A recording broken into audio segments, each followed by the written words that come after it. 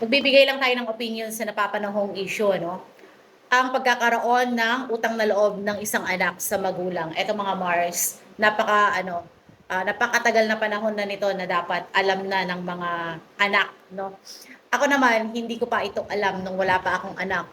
Pero nung nagkaroon na ako ng anak, naintindihan ko na mga Mars na kailangan kahit gaano ka successful na anak, kailangan marunong ka pa ring lumingon sa mga magulang mo.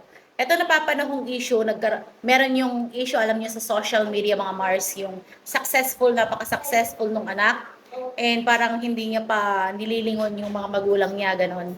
Parang hindi siya nakaka-happy na successful ka nga, pero yung magulang mo, hindi naman, nasasaktan mo sila, parang hindi ka buo. Yun lang ang opinion ko mga Mars, para dito sa issue na ito, no?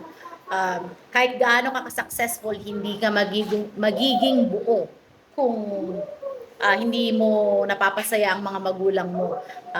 Sabihin na natin na nagkaroon kayo ng hindi pagkakaunawaan, yun.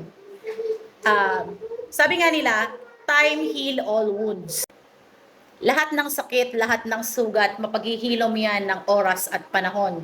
Bigyan nyo lang ng oras ang isa't isa, siguro kung meron kayong hindi pagkakaunawaan. Pero sa bandang huli, mas maganda pa rin yung magre-reconcile kayo mga Mars. Yun lang. At kung ikaw ba, merong ganiyang sitwasyon, well, hindi naman natin hawak yung isipan ng isang tao. Pero yan lang ang opinion ko mga Mars. Hindi siya nakaka-happy kung wala kang utang na loob sa magulang mo.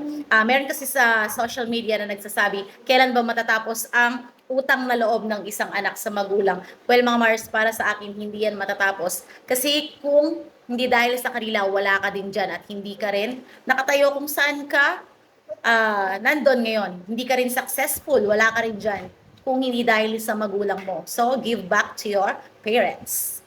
Agree ka ba sa akin, Mars, or hindi? Kung hindi, comment lang and justify your answer nga, Mang Mars.